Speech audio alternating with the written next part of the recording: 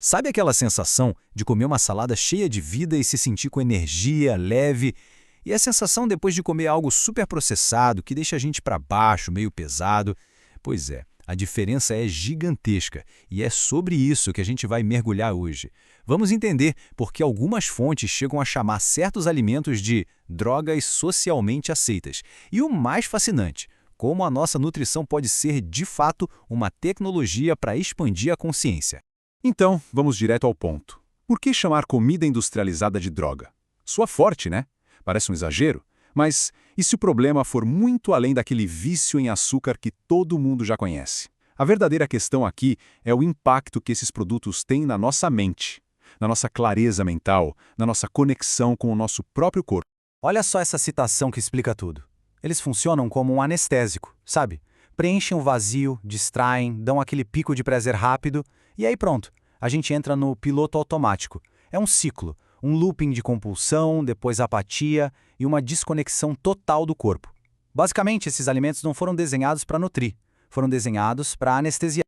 Ok, então o nosso caminho hoje vai ser esse aqui. A gente vai começar a entender essa questão de comida ou droga.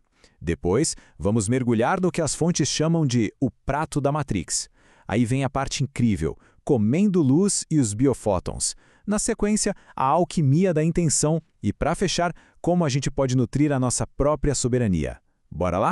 Então vamos entrar nesse primeiro ponto, o prato da Matrix. E calma, a ideia aqui não é demonizar a comida ou criar uma lista do que pode ou não pode, nada disso. O lance é a gente sacar que existe todo um sistema, toda uma estrutura de produtos que é pensada para manter a gente no automático, desconectados do que o nosso corpo realmente precisa. E esses aqui são os principais, digamos, vetores de desconexão. Refrigerantes, fast food, doces cheios de química, salgadinhos, enfim, a lista é familiar, né? A gente sabe que são gostosos. Mas o ponto é que eles são projetados para isso mesmo, para dar um prazer imediato que meio que desliga a nossa escuta interna, aquela voz que diz o que o corpo de fato necessita. Isso nos leva a um paradoxo muito doido dos tempos de hoje. A gente tem estômagos cheios, mas células vazias. Como assim? A gente come para preencher um vazio que não é de comida. É uma fome de afeto, de propósito, de presença. Enquanto isso, lá no nível celular, falta tudo. Nutrientes de verdade, água viva, as células estão desnutridas. É uma fome que comida nenhuma vai saciar. E para ficar bem claro, olha só essa comparação. De um lado, o açúcar refinado, uma molécula química isolada, sem nada de bom junto. O resultado? Dependência, compulsão, bloqueio da nossa intuição. É o que a fonte chama de vetor de aprisionamento. Do outro lado, o açúcar natural, de uma fruta, por exemplo. Ele vem num pacote completo, com fibras, água viva, vitaminas, biofótons. Ele nutre, protege o corpo. É um alimento vivo e medicinal. A diferença é, literalmente, entre um veneno e um remédio. Mas depois de falar de tudo isso, a boa notícia. Existe um outro caminho, um caminho totalmente diferente. E esse caminho tem um nome: comer luz. E antes que pareça algo muito viagem, muito esotérico, não é.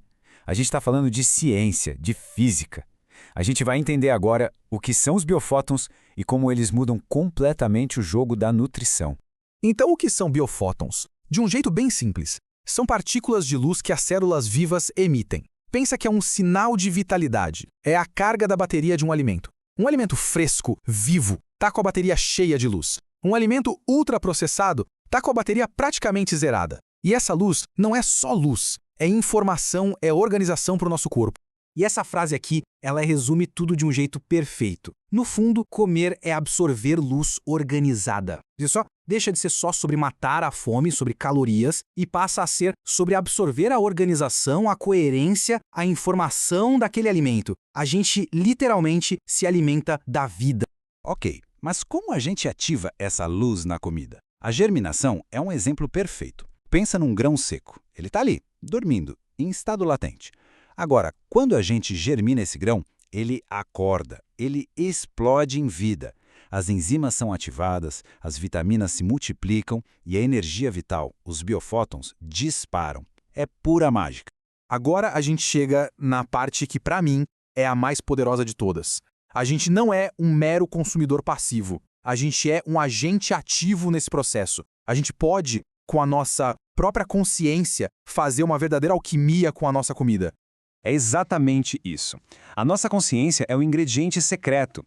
A intenção que a gente coloca, o sentimento de gratidão, o simples ato de estar presente na hora de comer, tudo isso tem o poder de transformar o campo energético do que está no prato. Sim, de qualquer alimento.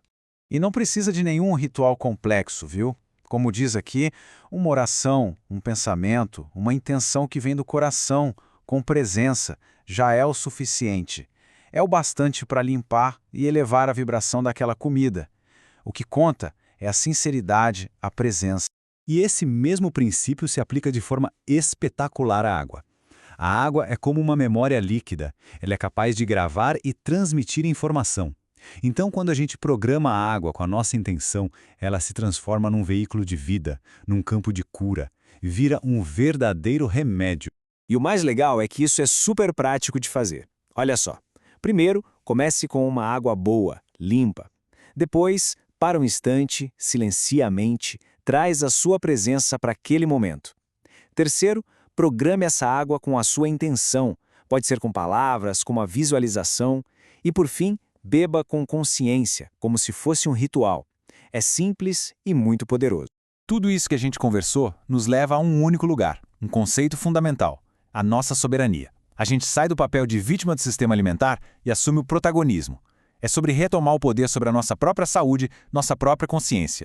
Então, para a gente resumir, quais são os passos práticos para nutrir essa soberania? Primeiro, priorizar alimentos vivos, frescos, cheios de luz. Segundo, transformar o ato de comer num ritual de presença. Terceiro, algo tão simples e tão potente, agradecer. E por último, o mais importante de todos, praticar a escuta honesta do próprio corpo. Porque no final das contas, no meio de tanta dieta, tanta regra, tanta confusão, a única saída é para dentro. É a reconexão com o corpo.